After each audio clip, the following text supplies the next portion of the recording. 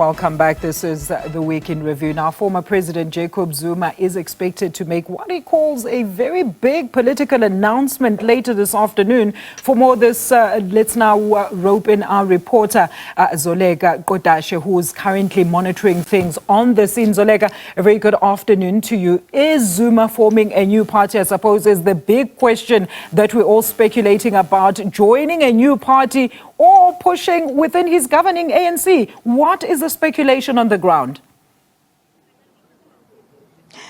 Well, good afternoon, Alicia, and good afternoon to the viewers at home.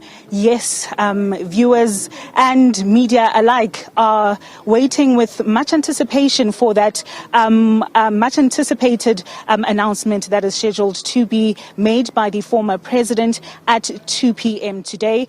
Behind me is the hall that the former president will be making the announcement in, and this is the Orlando East hall, where the former president is scheduled to make the announcement. Now, there's been much speculation about what this announcement will be. Will he be forming a new political party? Will he be joining another political party? While for more on this and for analysis, I'm joined by the SABC politics editor, Mzwandile Mpeche. Good afternoon, Mzwai. Yes, good afternoon to you, Zolela. Mzwai, you were correct in your prediction that the 15th of December would be a public holiday, and indeed it was.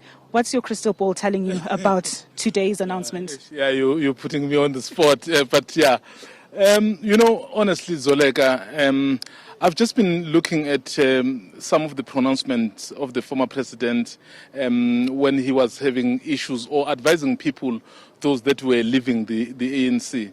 And I think one of the running threads I've looked at, he has been saying, even if you are angry, it's not the ANC that is problematic. It is the leadership. You'd rather, in fact, at some point, he made an example of himself saying, if you're angry with Zuma, so deal with Zuma, but don't deal with the ANC. So which then, when I look at this kind of anticipated announcement, I'm trying to then reconcile that. Is there a possibility that he could say, I'm throwing in the towel, looking at his contribution, looking at the fact that, he's one of the veterans of the movement now. So I am so not optimistic, but you know what? In politics, stranger things happen. So that's what I would rather say at this stage.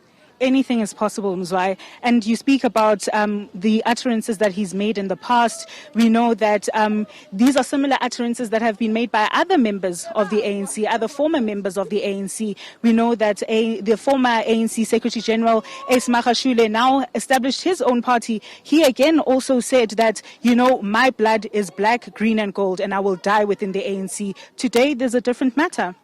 Well, maybe something a bit different with Mr. Makashule. Remember, he was expelled. So I think he could argue to say, I wanted to be in the ANC, but what do I do if people chase me out?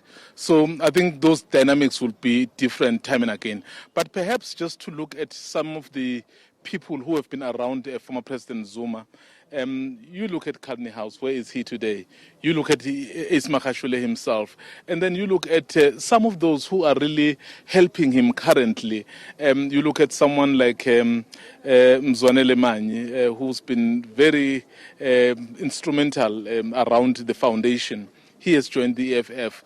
And look at the public pronouncements of Duduzile, the daughter, who is not necessarily the member of the EFF, but she is openly sympathetic to the EFF. So I think that's the reason why other people are perhaps saying, if you were to leave the ANC and join a different entity, the EFF may be one of them, but also there's that possibility. There are those who wanted to set up a political party in the name of Mkhonto weSizwe. So clearly, we know that today is the 16th of December. In fact, before we came here, so there's an event 5 kilometers away from here, organized by the Mkhonto weSizwe, or rather the MKMVA people. So where he's actually was invited to come and greet and address them before this big announcement. So if you factor in all of those things and then you try and extrapolate and see what will probably be his final decision, I don't know. honestly, it's very difficult to read the mind of someone like former President Jacob Zuma. But as I'm saying, I honestly will not, I can't see him leaving. I could be wrong, but yeah. Mzai, there are murmurs that the ANC, members of the ANC, have been in talks with the former president about campaigning for the ANC ahead of next year's election. We know that the former president as well, Thabo Mbeki, also saying that, in fact, he does not see himself campaigning for the ANC. In fact, he's been openly vocal against some of the things that are taking place within the ANC and lamenting it publicly. You know, and we may be indulging in a little bit of speculation here. But should the former president say that he will not be campaigning for the ANC and in fact be starting his own political party, what prospects or what impact will this have for the ANC as we head to the 2024 elections? You know, there's something very interesting. In fact, you've just mentioned the two presidents.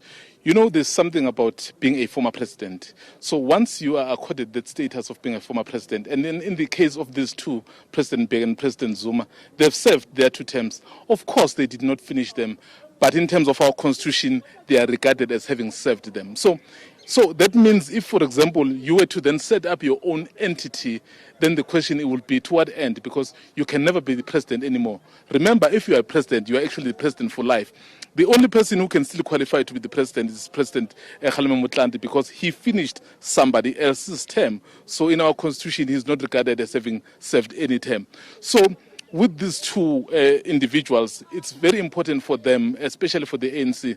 Right now, the ANC is facing what people say is the biggest challenge. And I think if you go to battle, you would want everyone, particularly those people who have served the ANC, those people who understand the ANC, those people who have been at the helm of the ANC, who may be able to give you something that you may not be aware of because they've been there, they've been exposed to this. So if they are dissatisfied, I think the current leadership may just need to just reach out to them, make them understand.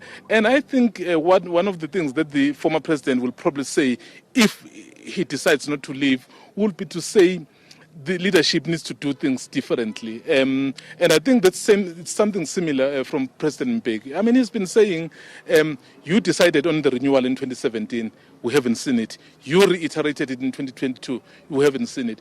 If there were to be that evidence, I'm sure he will change his stance, because these are the people who were born and bred in the ANC in terms of their struggle. I don't see them they're both 81 today, so I don't see them just ditching it just like that. But you know what? As I've said, stranger things have happened in politics. And anything is possible. Thank you, Mzwai. Mzwai asks the question, to what end? But is it not about power? I mean, power insulates you from many things. We know that the former president is embroiled in a number of legal battles, but we will be awaiting to see and hear what exactly the former president has to say as he makes that much anticipated announcement. And I'm sure the viewers are eager as well. For now, from Orlando East, it's back to you in studio. Thank you so much to Zoleka Kodashe, the SABC News reporter, joined by our political editor Mzwandile Mbeje out in Soweto for us as we await the big announcement by former President Jacob Zuma. So what will it be? Well, stay tuned, as SABC News will definitely bring you that briefing live. Now, Deputy President of the ANC Veterans League, Dr. Mavuso Msimang, has withdrawn his resignation from the governing party.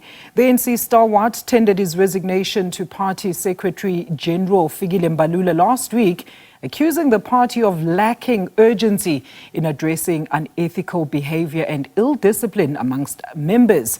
In a statement, the ANC acknowledged Msimang's concerns and admitted or committed to exclude members that were implicated by the Zondo Commission from its lists if they have not been cleared by the party's Integrity Commission. It has also supported Msimang's right to speak up against any malfeasance impacting the interests of society. In addition, Mbalula has apologized for comments that he made impugning the integrity of Msimang when he suggested that Msimang was vulnerable to taking a bribe from a newly established political formation or any other source. Msimang has rescinded his resignation from the party following a meeting between himself and Mbalula, facilitated by, of course, the Veterans League. Well, for more on this and other stories now, we are joined by political writer, analyst and author, Dr. Ibrahim Harvey. Doctor, a very good afternoon to you. Thank you so much for joining us. Firstly, your reaction to Dr. Msimang's withdrawal of his resignation. Good afternoon, thanks, and good afternoon to your viewers. No, I was interviewed on Channel Africa this morning, and the same question was put to me. I called it, a timidity, that is now, you can quite clearly see that there are particular forces, I suspect, in the ANC Veterans League and others outside perhaps who were to speak to him, because they, I thought initially that his resignation will significantly impact on the elections outcome of 2024. I don't think so. If it was Mbeki who resigned, I can tell it would have a definite impact, and negatively so. I don't think so, but it left a bitter taste in my mouth. And if you go and look at the responses to his withdrawal of his resignation on social media, News 24, where I'm a columnist, it's very scathing of him. I mean, people are saying, what integrity do you have? How can you take a principled position like that? Because for over a decade, he's been calling the shots around corruption in the ANC. And despite this commitment of renewal, the corruption actually got worse. I think he shot himself in the foot, really. I had a significant amount of respect for him. I followed his writings, but I'm telling you, with this withdrawal and, relenting to the powers that be, but I don't think it's going to significantly affect the outcome of the elections that he's going back into the ANC. I think there are far bigger issues, load shedding crisis, the biggest cost of living crisis, biggest unemployment, so many crises on top of each other. I think those bigger issues is going to count against the ANC than Msimang's resignation and then returning to the ANC. Very interesting that you would call it timidity there, Doctor. I mean, speaking of impact, what should we read then about the leadership of the African National Congress in light of all these developments, especially pertaining its internal dispute resolution mechanism and accountability? Let's not play this down, Doctor. I mean, this resignation did dent the image of the ANC and I think laid bare the state of affairs within the party. All this at the back of the much publicized seizure of assets for failing to pay one of its service providers. No, definitely. I mean, the failure to pay that service provider has been big news, and I'm certain that it might have an impact. But I think you must not as much as you must say, must not downplay. You mustn't overplay the resignation and the impact it would have had. But now, to some extent, perhaps arrested by virtue of the fact that he's returning to the ANC. But I'm saying, on the whole, in the final analysis, I don't think that his resignation, and certainly now on the back of his withdrawal of the resignation, would have significantly impacted on the ANC in the elections. If it was in Mbeki, Thabo Mbeki, I certainly would. I don't think so. I think those people, they must have underestimated, his importance. But I think we must not run into the opposing error of overestimating it. But no doubt, you see, the other thing is that you must not forget what Msimang has done. Oh, it's been full up in the media. I mean, the media has been saturated with stories of ANC corruption for over 2 decades, or at least 1.5 to 2 decades. So what he was just courageous that he stuck his neck out, and you can see finally he got so fed up and he resigned. But the theme of corruption, I mean, and nobody better than the president of the ANC in the country told the country that when it comes to corruption, the ANC is number one accused. Yes. So, I think we must temper how we seen the impact. And I don't think it will do the ANC any good, to be honest with you. They might think so. I don't think. I think in the final analysis, the election results for next year is going to be determined by far more important and powerful factors and features. The load shedding crisis, biggest cost of living crisis ever. People are struggling to put food on the table. It's really the worst time of social injustice is in the entire post-apartheid South Africa. Those figures. And then you need to ask yourself one thing, which echoes what I'm trying to tell you. Why? When did the ANC lose Gauteng, the powerhouse of protection, nerve center of the, both in 2016 and 2021, resoundingly? I mean, what did that tell you? So, in my News 24 column, I use that as important guidance as to how the sentiment of the voters is going to be. And between November 2021 and now, end of 2023, everything has got worse. So try to imagine, therefore, and I think for the first time really in a national election, which I suspect the ANC strongly is going to fall not just below 50 and fail to emerge victorious, but you end up with 40 to 50% because the voters have been hard hit by what the ANC, the load shedding, and you can see even the former spokesman of ESCOM said one organization stands out. If you talk of analysis of why the corruption at what the ANC. And those are the big factors I'm trying to say. Then Msimang's resignation and going back. Those are the things, that, I mean, how many ordinary voters know of Msimang? How many ordinary voters who go to the polls, however, knows about all these stories of corruption and few, you see? So I am saying, but when it comes to the big factors, everybody feels from painful experiences what ANC rule has meant for them. And that's why I'm saying we must look to the 2016 and 2021 election outcome to see the sentiment of voters, how it was then, and you've seen the outcome. It's far worse today than it was in 2021 with the local government elections. And that is a very telling and powerful statement, difficult to refute, I'll tell you. Very interesting indeed, Doctor. Look, also this week we saw Carl Niehaus of his newly formed Darita party joining the EFF, and he says his party will join to register for the upcoming elections. Your thoughts on this, please? No, very, very important, which is, in fact, I suspect as to, I'm digressing somewhat, but it's relevant, that the former President Zuma, I suspect very strongly, if you look at Jimmy Maimane, spokesman of the Zuma Foundation, joined the EFF. Carl Niehaus now deserted his Rita African Radical Economic Transformation Alliance, joined Malema and the EFF. And you must see what Malema said after Jimmy Maimane joined. He said, Zuma, we are waiting for you now. And I suspect strongly the EFF has been in discussions with Zuma, and I suspect strongly this statement, that dramatic that they said is going to announce, I really tell you, I might be mistaken. We'll see later. But it's that he's going to terminate his membership of the ANC and throw his lot in with the EFF. It's too late in the day for Zuma to try to start a new outfit. I mean, this country is saturated. We've got more opposition parties now in next year's election than we've ever had in post-apartheid South Africa. It's saturated. And even parties to the left,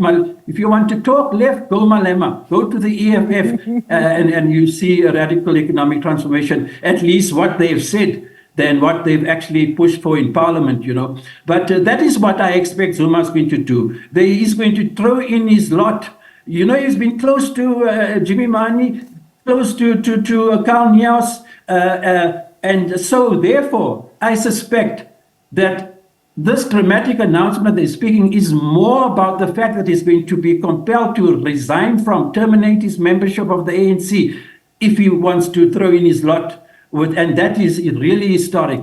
That, I think, would have a very significant impact if Msimang, he's got his different stuff with Zuma and Becky, etc. I think it will count a hell of a lot against the ANC. If Zuma should resign and throw in with the EFF, I can tell you now, KZN, where Zuma is very popular still, will be lost by the ANC. I really strongly suspect, I told News TV this morning, that I think the EFF will capture the majority of the vote in KZN, which is the powerhouse of Zuma. And if he resigns and throws in his lot, I really strongly suspect that the EFF would do very well, if not win outright KZN, and have a larger impact on the election results. Zuma is a big figure, no matter what accusations of corruption amongst the ordinary people, the masses, Zuma still counts a lot,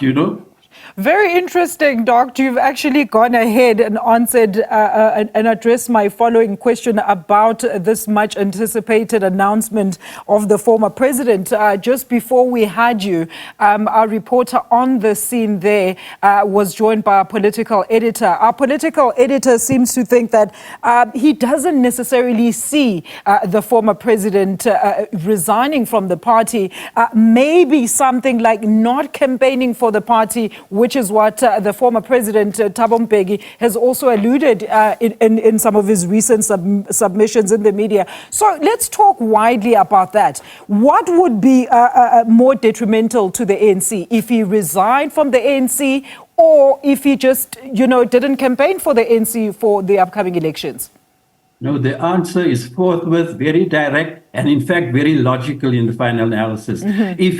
If he resigns from the ANC, it would be far more damaging. It's more definite. It's a parting of the ways, and it will have a dramatic impact, I can tell you now, on voter sentiment, because no matter what you in the media and all of us say about Zuma and corruption, he is very popular. In KZN in particular, he's like a bloody god in KZN. He's still like that. That's the ordinary sentiments amongst people. So to answer your question, if he doesn't campaign for, will be less effective. But if he resigns and, renounces thereby, in fact, that's what it would amount to. Termination of membership will be a renunciation of the ANC and throwing his lot to the EFF.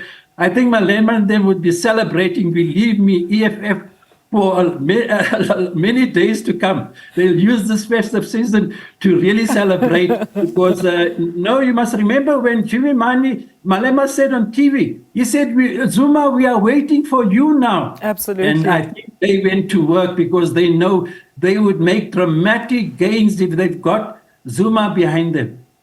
Doctor, thank you so much for your contributions there. That was Dr. Ibrahim Harvey, a political writer, analyst, as well as author, sharing his insights on some of the stories of this week. Well, historians and cultural experts say despite the North Gauteng High Court's findings, which set aside President Cyril Ramaphosa's recognition of King Misuzulu Kazwelithini as the AmaZulu monarch, the family has to get their house in order to ease confusion among their subjects. Now, the court ruled that Ramaphosa failed to investigate allegations that the identification of Misuzulu as king was not done in terms of customary laws and customs. Let's now welcome on the line Professor Musa Qulu, a historian as well as founder of Indonza Yesizwe. Prof, a very good afternoon to you. Thank you so much for joining us. What has been your impression of the court ruling and its ramifications? Well, good afternoon, my sister. The court ruling was not completely unexpected because throughout most parts of this case, we as analysts and researchers have become aware that in those two meetings where Prince Misuzulu was identified, there were a lot of irregularities. Some members of the royal family were not allowed to speak, and in some of the meetings, they were actually thrown out, and in some of the meetings were not called explicitly with the people who nominated him. And Prof, look, the president is expected to appeal the Pretoria High Court, as we've heard, the ruling saying that Misuzulu would remain monarch while the appeal is being launched. How do you think this is currently being received? Well, it's divisive. I think the president, basically did not take this matter right from the beginning correctly. It's going to divide. His actions are continuing to divide the Zulu royal house. And of course, literally, I don't think that he has a choice but to appeal, although, as many lawyers say, even some of them who are members of Indonza, he does not have grounds for appeal because he himself agreed that he overlooked the letters from the late Prince Thembi, for example, and many other letters that were saying that there are irregularities and they were sitting in front of him. And he also overlooked the recommendation of the Wilson Kuno panel that was trying to mediate which they explicitly wrote to me to say he should delay the recognition of Mr. Zulu because there are court cases and there are other issues that have been placed in front of the president that he simply went ahead and recognized. So his appeal could be actually just matter of buying time. Ultimately, the way I look at it, this whole matter will go back to the Zulu household, and that's where it belongs, actually. It doesn't belong to the president. The president comes in very late in the process, and he should be knowing that he's not at the center of the whole thing, and he should not put himself there. And Prof, I mean, you referenced irregularities earlier on. I mean, the court did order Ramaphosa to set up an investigation into whether Zulu's tumultuous ascension was, in fact, in line with customary law. So, Prof, in your view, as well as understanding of the isiZulu cultural customs, what would this then entail? Well, this would entail, let me start by saying there is this thing that says the king is born, etc., and so on. It has never happened in the history of Zulu kings that there is a cultural practice which says if you are born from another kingdom and so on, you automatically, a mother from another kingdom, you automatically become the next king. It has never happened. It only came now. And when I was doing anthropology, ethnomusicology, there is something called invented tradition. It could be an invention of this now. If you go back to King Zulu, King Solomon, King Zulu, King Tetrayo, King Panje, King Tingane, King Shara, it never happened. So a king is produced by circumstances of the time. That is how the Zulu kingship, succession has always been like in the circumstances of the time.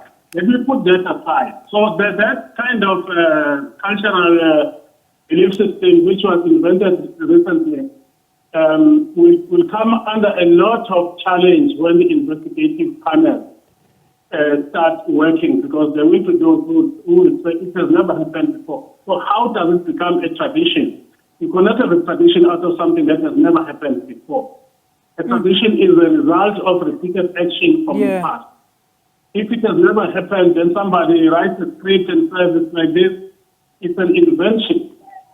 So eventually, I see the investigative panel, which is in terms of the 2019 Act, sitting down and interviewing legitimate members of the Zulu royal family, because there's also been a lot of people pretending to be members of the Zulu royal family and messing up, looking down upon the legitimate members of the Zulu royal family and wanting to determine who becomes the next king. I think my call to the Zulus is to say, please step back and allow the Zulu royal family to sort out the problem which they are facing now. And the good thing is that they raise their objections right from the word go. It's not like they're doing it now because they feel like. So give them a chance to sort it out. The president has no choice but to appeal, because if he doesn't, then King Zulu is to be king. In fact, he is to be king of Zulus according to the state on Monday. And up till now, there is no appeal. So he's not yet. I heard that the provincial office, the main government was trying to look at, going to take back all these cars and so on, but then they were stopped politically. So you're still going to have a lot of chaos around this matter. Very interesting indeed, Prof. I mean, we saw a statement there from King Zulu yesterday, basically cementing his kingship. But, I mean, some experts, Prof, are very divided over what impact this ruling will actually have on the king's standing. Do you believe that it will weaken him? Yeah, well, he was weakened when he quarreled with Prince Mangosuthu in the year or late last year. So that part, because now many people who like him are actually following Prince Mangosuthu. In terms of this ruling, I think he is on a very, very weak, because he can't declare himself a king. A king, you don't wake up and say, I'm a king. in terms of Zulu custom, it is your family which declares you a king and not yourself. And you may not even be aware, but he has to say something. And I really feel for him because I think his lawyers are seeing the damage around this thing. That's why they are slowing down on many things. But maybe some of his advisors are actually reaching a different script altogether. This ruling is damning and devastating as a potential of uncertainty, especially if it goes back to the Zulu family. That's why we went for it. Look, Prof, I mean, you referenced inventing certain cultures here. We know that, of course, before this ruling, there was that Madondo ruling, which said that King Smagade doesn't even qualify for the ascension of the throne just by virtue of his birthright. I mean, the court will then have to set this ruling aside in order for him to be considered to be part of the ascension to the Zulu throne. Talk to us about that. Well, Madondo ruled on a matter that was not in front of him. There was no matter about King Smarate or anything.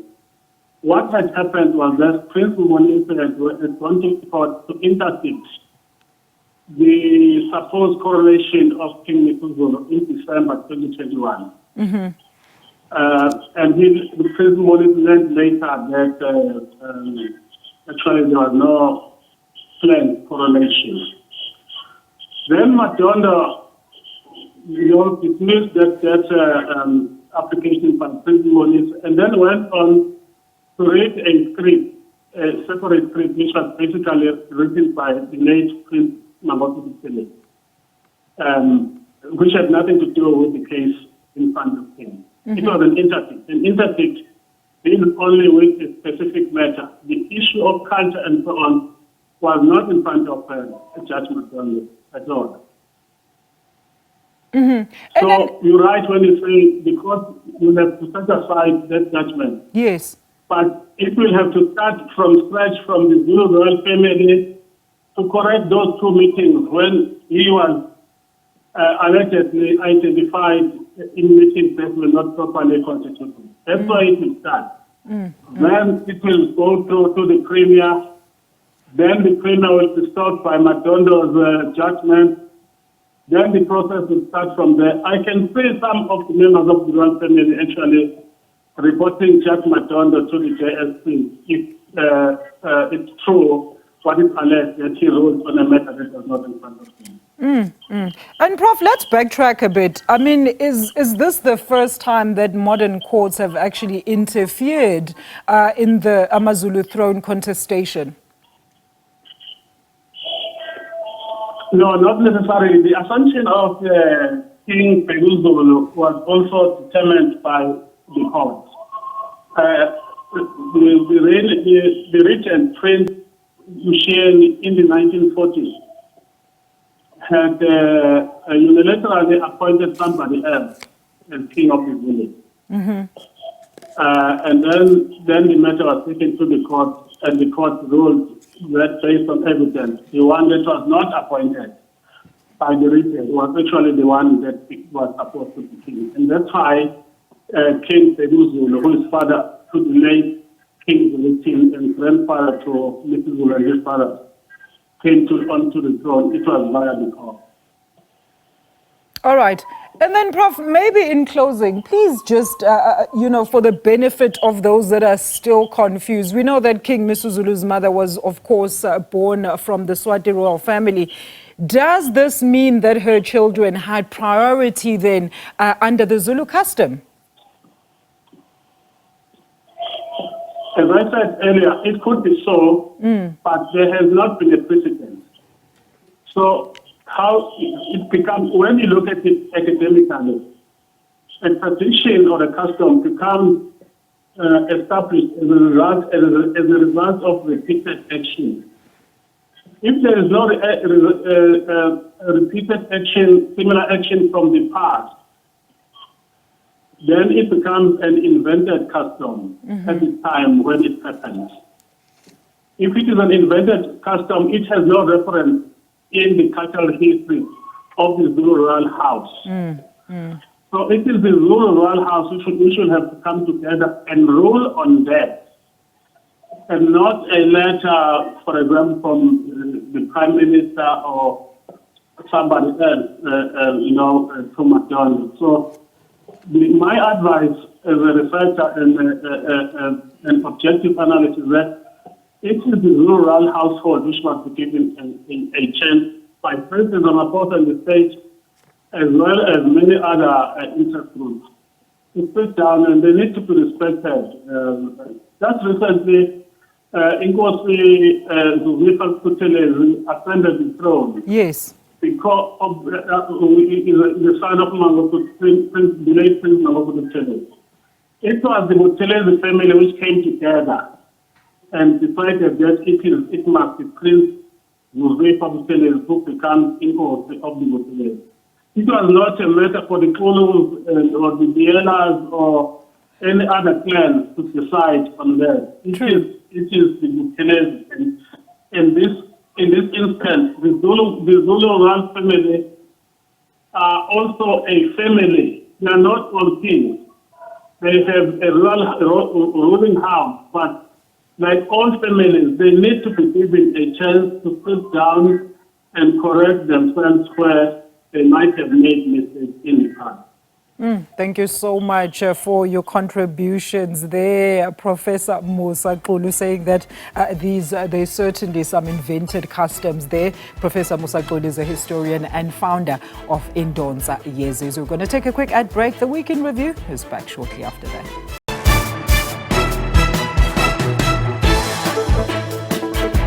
Welcome back. Let's continue reviewing your biggest stories this week. Health Minister Dr. Joe Phaahla says concerns around the newly adopted NHI bill will not be overlooked. He emphasized that engagements would be prioritized with all sectors of society. However, he noted that the current focus is on achieving access to quality healthcare for all.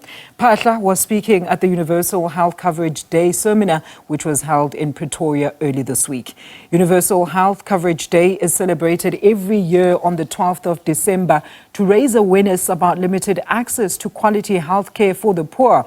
Phaahla says South Africa, just like the rest of the world, needs a resilient healthcare system that leaves nobody behind, and it starts with the universal health coverage.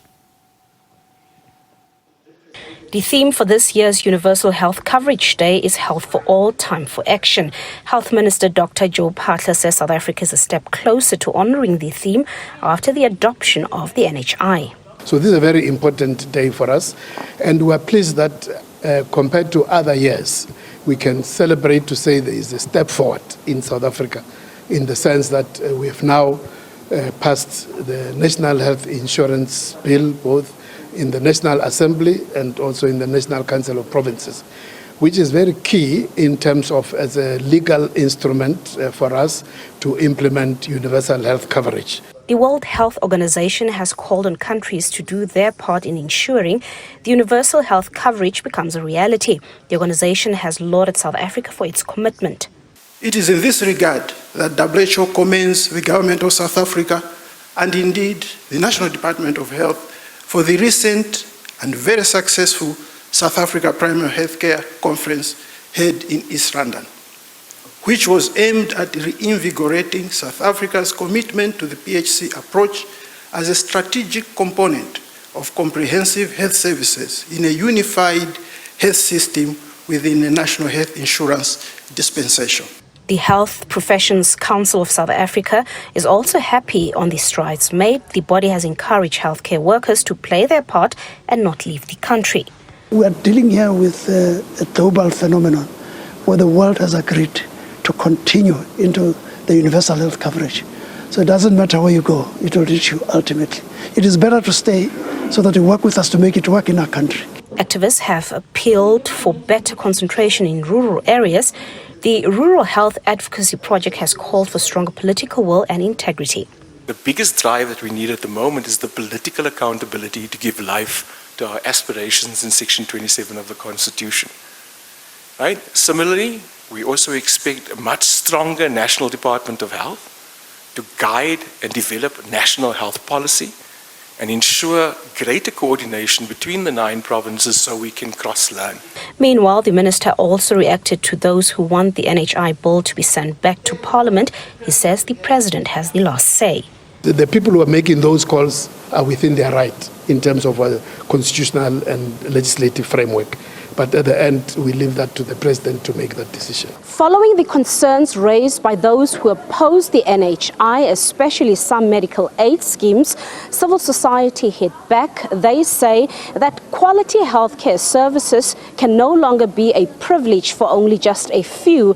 They say it should rather be a universal right for all despite one's financial position.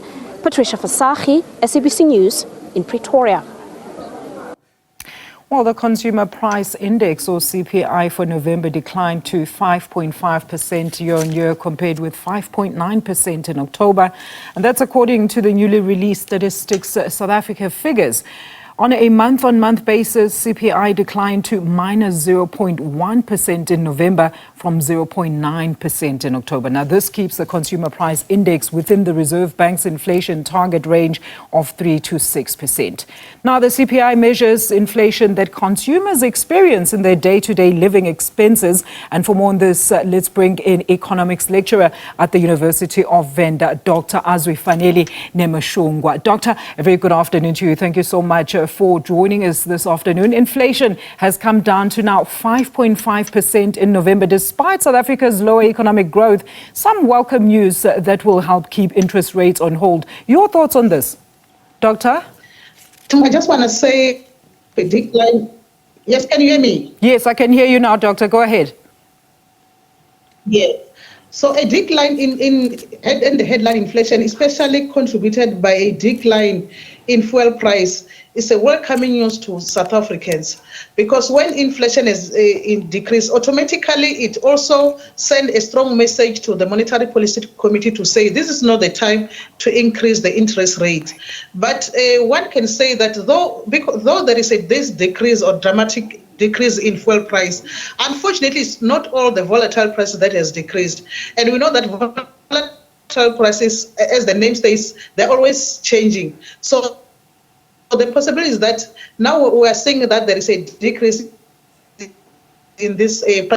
If this may continue, the possibility is that the Reserve Bank may not hike the interest rate. And we know that it is said that the Reserve Bank has come to the end of its hiking cycle. Automatically, we don't expect interest rate to increase in the near future.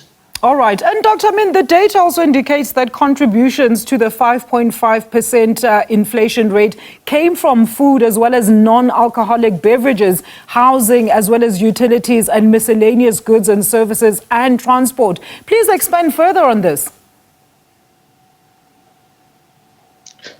So, like I said, the volatile prices that has contributed to this decline, though it's a combination, because some of them were increasing, like the food price, like fruit and vegetable prices. So for the fact. All right. We seem to be struggling there with Dr. Azwi Fanele Nemoshungwa's line there. She is an economics lecturer at the University of Venda, and she was weighing in on the decline of the CPI. Unfortunately, that's where we're going to leave it with the week in review. Do remember that big announcement is set to take place anytime now. Stay tuned to SABC News. For myself and the team on Week in Review, it's goodbye and have yourself a great weekend further.